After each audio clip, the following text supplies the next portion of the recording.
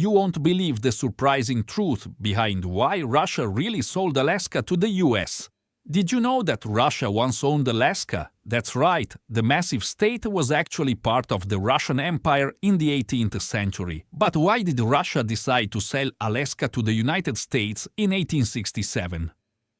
The official reason given was that Russia was facing financial difficulties and needed the money. The US purchased Alaska for $7.2 million, which was considered a bargain even back then.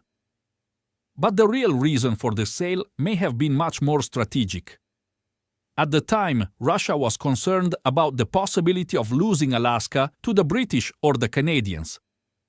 By selling it to the US, Russia ensured that its former territory would remain out of the hands of their rivals.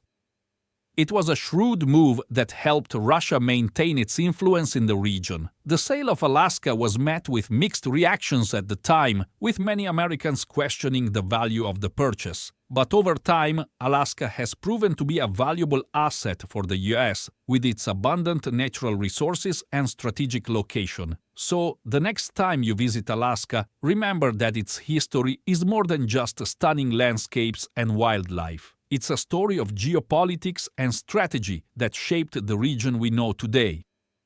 Thanks for watching the video, and don't forget to subscribe to our channel for more fascinating history content.